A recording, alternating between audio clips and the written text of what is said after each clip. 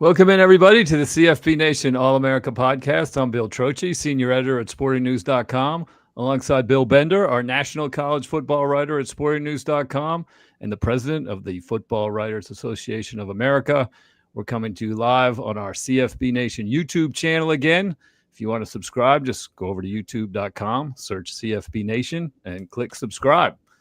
Today, we're welcoming in Dan Wolken, college football columnist from Yahoo Sports, who's in his first season there after 13 years with USA Today.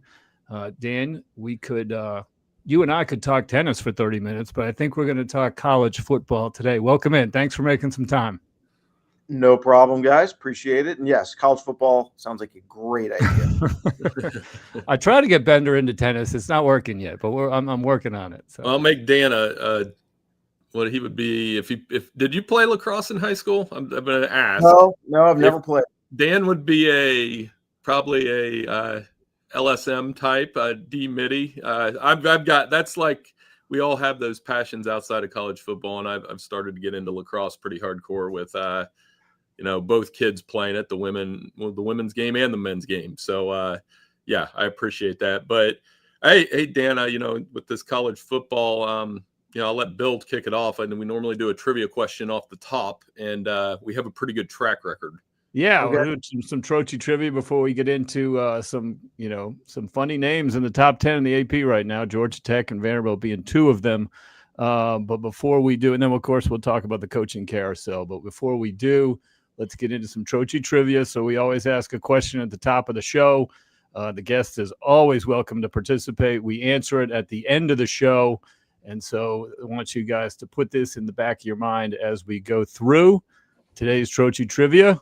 How many coaches in this week's top 25 are coaching at their alma mater?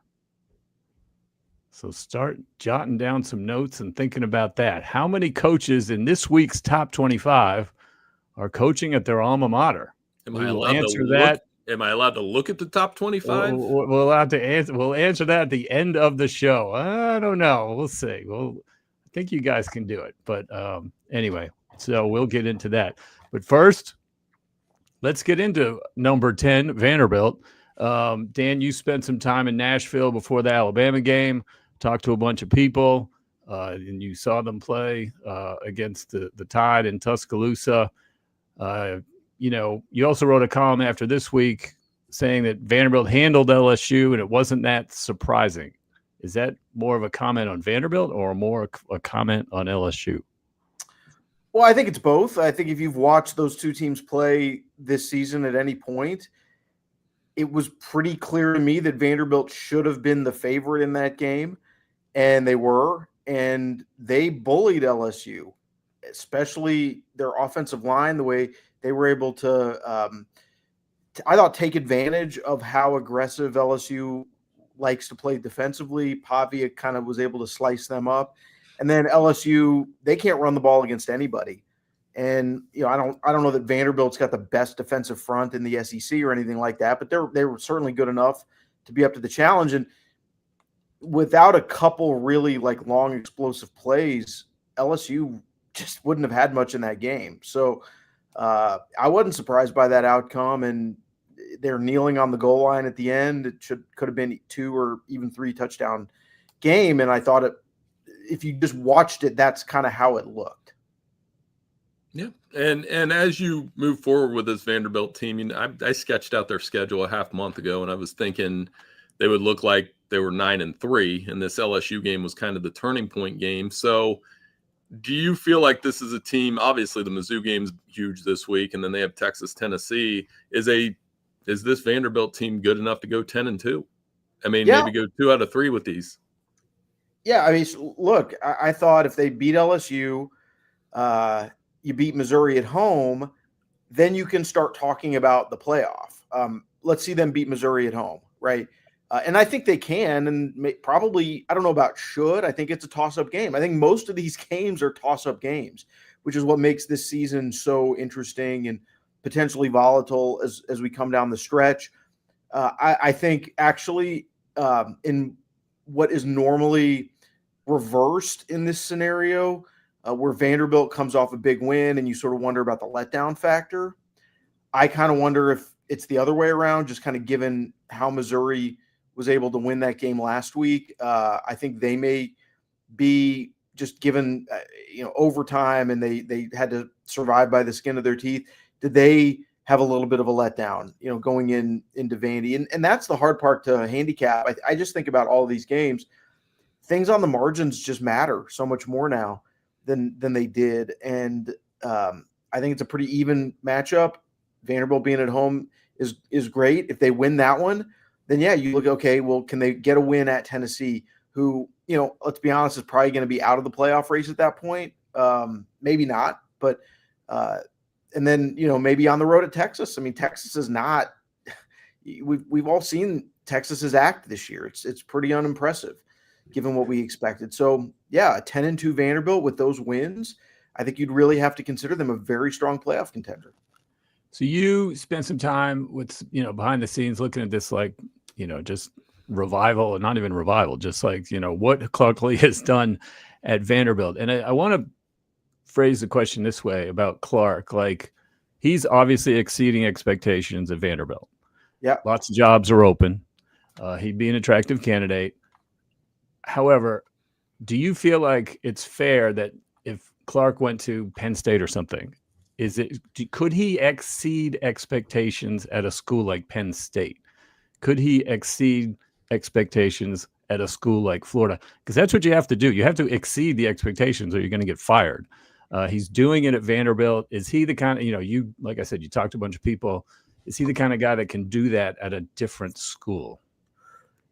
Yeah, look, I think the thing with Clark Lee is he would have to go into a very specific type of situation, in my opinion, to have the same kind of success that he could have at Vanderbilt. And I think he's a very, very good coach. But I also think, like, the way he views things, the way he runs his program, it really fits very well at Vanderbilt if Vanderbilt can give him the support that he feels like he needs to continue this success. And I hope that they're going to try to do that for him. There's operations building they want to get built. I mean, there's all these things. You've got to continue to fund the roster the right way, which I think has really allowed them to build the kind of team they have this year. You got to keep doing that. That's the hard part in this sport. So we'll see how much they're willing to commit. Certainly, I'm sure people are going to come after him. But, like, I just don't think you can, like, plop Clark with his personality into Auburn and it's just plug and play. Like, I don't think that's really the way that would work. So, there are certain jobs that I certainly think might be attractive to him. I don't know necessarily if any of those are out there right now. But, being an alum, being able to execute this vision of the program, if they continue to invest, I think he probably will and should stay. Well, yeah, and let's switch gears to the other, team that everybody's talking about, Georgia Tech. I feel like if you're a playoff contender, people are just wanting them to lose, right? They're wanting them to get, and yet they beat Duke as an underdog. Brent Key. Can they take this all the way to the ACC championship game with this Haynes King running game, 3 guys in the top 15 in rushing? Can Haynes King survive this run, basically, at 18 to 20 carries a game? Well, that's certainly something you have to consider. But when you look at the schedule and the way it's laid out, Georgia Tech will be favored probably significantly in the rest of their ACC games, although I do think the Pitt game is maybe a potential stumbling block for them. Pitt's pretty good. But, yeah, like, I'm not going to be surprised at all if they are sitting there at the end of the regular season undefeated in the ACC championship and then really playing Georgia probably to just wrap up a spot in the playoff regardless of what happens in the ACC title game. If they lose that Georgia game, they're 11-1 without maybe a top 25 win or a really high value win. I think it could get dicey. We saw what happened last year and we saw the reaction to that. I think the committee will probably have some awareness of that in their thought process this year. So if I'm Georgia, Tech, you just take care of business in the ACC and everything's going to be fine. And they probably are the best team in the ACC, but again, the margins are not very big, right? The week-to-week nature of this you've seen in their performances. They've been in a lot of one-score games in the fourth quarter. They're not dominant. They do need Haynes King to play that well in clutch situations, and he's delivered. I really appreciate what they've done this year at Georgia Tech, but let's not pretend they're some dominant team that's just going to start steamrolling people. Yeah, I think they've come from behind in every game but one this year, which is remarkable. And you tweeted, no team looks more comfortable in close games than Georgia Tech. What have you seen down the stretch of these games? Yeah, I mean, I just don't think they're frenetic at all with their process. It seems very even keel, very much the same. In that Duke game, some of the key stops their defense was able to get, pretty routinely, it seemed like, really stepping things up there. They've made fourth down plays on their way to some of these wins. They were extremely clutch against Clemson earlier in the season. So I just think they have 2 fire drill field goals this season. Yeah. I mean, that's a great example, right? That's something they practice. They certainly pride themselves on to get that field goal team out there quickly. So yeah, I just think the poise in the fourth quarter, it just shows visually with them in ways that I think are unusual in college football. Yeah, those are definitely the surprise teams. Outlet, we wanted to get you on some coaching carousel talk. I'm going to come off the top rope because I've done this for 3 days now. We rank the openings at Sporting News like everybody else does, but you're an 18-year-old kid. You're a senior. You're not a defensive midi in lacrosse anymore. You're a running back or receiver, whatever. Do you think Florida – are you going to Florida or Penn State? Listen, we need to all have a different mindset, I think, about these things now than we did even 5 years ago.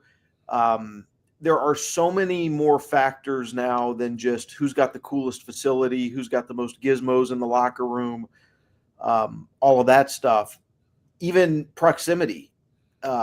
Nobody, for the most part, is going to go to the school in their backyard if the backyard is not paying what somebody else is paying, right? So it just is a different set of priorities for everyone involved in this. Administrative alignment, hugely important. So that's why, like we talk about Lane Kiffin and potentially Florida, he may go to Florida. He may just want to go to Florida. There may be a lot of reasons why. But I don't think it's necessarily because, there's so much better of a chance to win a national championship at Florida now. You can do that at Ole Miss, or you can do that pretty much at any of these schools if you have it set up the right way. So, now this specific example that you gave me. Well, no, Dan, let me switch that. Where you're a coach, what's the better opening if you're a coach? Would you rather coach Penn State or Florida? I think there's a lot of different factors, and I think you have to consider the conference and, what the schedule's going to be. And of course there's a playoff expansion piece to this that we really don't know what that's going to look like. And, let's just say they did have a model where they were going 16 teams and the Big Ten automatically gets 4 bids. And you look at the way the Big Ten is right now. I mean, I think you'd have to like your chances of making the playoff most years if you're Penn State and you get 4 shots at it automatically just because you're in the Big Ten. So, the athletic director relationship and the administration, how stable is it? I think it gets very hard to answer these, whereas maybe in years past you just have this sort of automatic list. Well, easily Florida because it's in Florida. I mean, okay, like that may be an edge, but I don't think that's really a big separator anymore. Well, that's why I picked in the ranking, and like I said, we do all these ranks. It's you have different opinions of things. One of the things, like the Oklahoma State job, for example, I think you have to look at before and after Gundy. Like, that's not an easy job. Oklahoma State, I don't care how they're lined up. Gundy took that program to another level that I'm not sure the next coach can reach. Virginia Tech, they've struggled with that since Frank Beamer left. So of those other 5 that are open, I would almost make the argument I would take the Arkansas job, even though it was the worst record, because at least I'm in the SEC. And why can't I do at Arkansas what Vanderbilt and Missouri have done? Is that fair? I mean, they can do that, right? Yeah. I mean, again, I just don't think, and I don't think you can rank the jobs anymore. Right. I really like, I mean, yes, we will do it. Yeah. I did do it. So I mean, you have to, you can try. Yeah. I just don't think you can do it in a clear-cut way anymore. It's going to be very individualized. I mean, okay, you can knock the Oklahoma State job, but I also think there's a lot of people out there looking at it and saying, all right, but you're in the Big 12, and you're telling me, Arizona State can get to the playoff last year, but Oklahoma State can't be a perennial playoff contender. So there's that part of it too. It's a different world now. And I think, people talking about national championships, I think even a national championship 20 years ago isn't all that relevant to where these schools are at now. It's just so much more like the NFL where, you're looking at who's the front office, what's the salary cap situation, right? Rather than, oh, well, I'd much rather play in Houston than Buffalo because it's warm weather. Like, that's not how NFL people think. And I think increasingly it's not how college people think anymore, because you just got to dig so much deeper on the budget, the rev share, the donor base, the institutional alignment, how easy it is to get transfers and the academic side and the credits from other schools. Like, we're just talking about totally different stuff. And I think this whole thing was summed up by Kirk Cignetti staying at Indiana and taking himself out of the Penn State running. I mean, that's obviously unthinkable 2 years ago, 3 years ago, never mind 10 years ago or 20 years ago. And, that's the world we live in, that someone is staying at Indiana versus putting himself in position to go to Penn State. I mean, that sums up where we are. And I think you might have tweeted, somebody did, about with that, and you can win anywhere, and Clark Lee might stay at Vanderbilt even though he gets a better job offer or whatever. Like, are there going to be enough coaches to fill these positions, qualified coaches? I mean, obviously they're going to be filled, but where are they going to turn? I don't know that we will see as many coaches jumping from head coach to head coaching spots. Are they going to have to look for NFL coordinators? Are they going to have to look more to the G5? How do you see them filling all these jobs that are going to come open this offseason? Yeah, there are going to be a lot of schools that are going to end up hiring coaches, maybe off one good year, which is always dangerous. It's very hard to evaluate certain aspects of this when you're trying to dig into the group of five. For instance, I think where Florida went wrong with Billy Napier is they look at the success at Lafayette and they say, all right, he won for 3 straight years there. Think about what he could do with our resources at Florida, right? That's the way people think. The problem is when he's at Louisiana Lafayette, they have the most resources in the Sun Belt, like times 3. They are the most resourced program in that league. You're supposed to win there. You're supposed to be the best program in the league there. He won. He goes to Florida. Florida's not the most resourced program in the SEC. They're just kind of there with everybody else. And so the flaws and the strengths get more magnified. And so you're an athletic director. You got to look at it and say, all right, where are we and what are our goals? And then you're hiring somebody from a smaller school. Did what they do well there translate to our job? It's hard. You're just making a lot of guesses is my point. And I think that's the result this year. There's going to be a lot of guessing going on because you're just going to have to hire people that don't have long track records. Maybe you look to the NFL. A guy like Mike McDaniel's going to get fired with the Dolphins. Like, is he a fit for college potentially? Somebody even mentioned yesterday, like, could John Harbaugh be a college candidate? Seems like they're unhappy with him in Baltimore now. There's a name that's floating around for Penn State. It's Joe Brady, who's the Buffalo offensive coordinator. He was the got credited for the brains behind the outfit with Coach O's 2019 LSU, especially that offense and everything. But I looked at his resume. He's 36. That was really his only major year in college. He's been in the NFL since. I don't know if that's any smoke to that fire, but as far as Joe Brady, but I don't know that I would look seriously at him.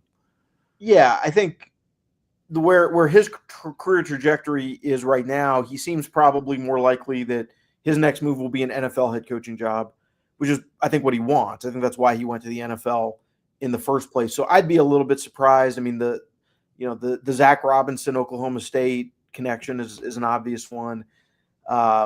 We'll see, but yeah, they're going to have to come from somewhere. There's just going to be too many jobs open. So you dig into the group of five or you go outside the box. And that's, I think, what a lot of these schools are going to have to do.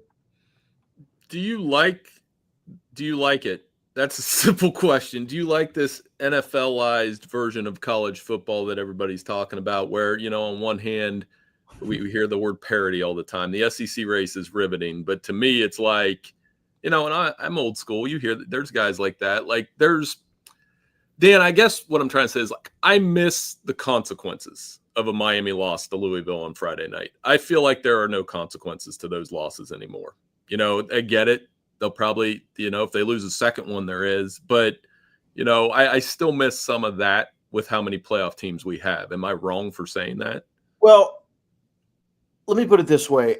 I would not have liked this 12-team playoff era so much if it wasn't for the evening of the talent that we've seen via the other stuff. Because I think if we let's just put ourselves back in a 2016 Alabama Clemson mindset, and it's just those are the two that are kind of way ahead of the pack. I think a lot of this other stuff would have looked really kind of Mickey Mouse in comparison when you're talking about just filling out that 12-team field. But now, because of the parity, I actually think it's really, really interesting as we try to game it out, project out who's going to be in. I mean, look, at the end of the day, I think probably your national champion is Ohio State or Alabama. It's probably going to be one of the true blue bloods, probably. But that's because they are the best coached, best run organizations, right? It's not because their talent is so much greater than everybody else. I mean, we've seen Alabama play Vanderbilt at home, and that was a very even game that Vanderbilt, if they make a couple fewer mistakes, might have won that game, right? So I just think how even and bunched up all these teams are. You can say that the losing doesn't have consequence. I would actually disagree because I just think at the end we're going to look up and there's going to be a lot of teams that look the same, and it's going to be really hard for the committee to separate them. And, that's where like Notre Dame, everyone said, well, 10-2, they're definitely going to be in, and they look great, and they do look great. But they're not going to have a great win on their resume, and they're going to be 10-2, and there's going to be a lot of 10-2 teams that have better wins. And I think it's going to be really interesting to see not only whether Notre Dame gets in, but whether they are actually as good as all these other teams, because I just don't know, and I think it's fascinating. So, Dan, one more question before we get back to the Troche trivia. We saw Florida State come out yesterday, talk about they're going to make a decision on Mike Norvell at the end of the season. Wisconsin gave a little bit of a vote of confidence, so to speak, to Luke Fickell. Auburn has been quiet. What do you think about Auburn? What's your take on Hugh Freeze's immediate future? I think my take is let's just play it out a couple more weeks. I mean, they got to win some SEC games. If it continues to be what it is, I think it's going to be hard for them to justify keeping him. At the same time, like they've lost close games. It's not like Auburn is getting blown out weekly and they're just super embarrassing. Sometimes in these situations, you can look at even a Penn State, okay? And I've had people kind of reach out to me and say, why didn't they just focus more or give James an ultimatum on, hey, you've got to fix this game management aspect. You've got to, we need to invest here. Like maybe just sometimes instead of firing the coach, redoubling your effort on a weakness is the better play, especially in this environment where it's going to be really hard to hire a good coach, a lot of competition, et cetera, et cetera. With Auburn, like, I think you can make a call either way. You could say, let's just end this. It's not working the way we thought. We hired Hugh Freeze for offense and we stink on offense. Or you could look at it and say, like, we're not that far away. If we just like fix a little offensively here or there, maybe we're back next year to a really good place. So that one, I think, is, let's just see what happens the next few weeks. Wisconsin, it seems to me like they're probably just going to run it back one more time for a variety of reasons. Money, and Wisconsin's a little different. I think Florida State's over, and I think that statement was just, we need a few more weeks to figure out the buyout situation. Interesting. Fair. All right. Very good. All right. Let's get back to the Troche trivia question. Let's try to come up with a number first. Then we'll try to kind of go down through and name the coaches. I can guess first. So the question is, how many coaches in this week's top 25 are coaching at their alma mater? I think it's like 6. Dan guesses 6. I charted it out, and anybody with a teenage kid would say 6 or 7. That's what every kid says these days. I probably 6, 7. There you go. The 6, 7 thing. I think it's 7. 7 is correct. All right. Okay. And I think Ben, kick us off. You name one, then we'll go back and forth. Name one. We'll go. Go Mario ahead. Cristobal. Yep. I'll do. We'll keep it in that conference. Brent Key. Yep. Brent Key is number 2 at Georgia Tech. Yes. Clark Lee at Vanderbilt's 3. Jeff Brom, Louisville 4.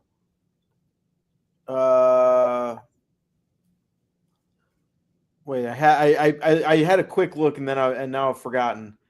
You can look. All right. Let's a little see. Easier. So 1, 2, 3, 4. It's amazing. There's only 4 at their alma mater who are not in the top 25. 7 out of the 11. Kirby. Yep. I got Kirby.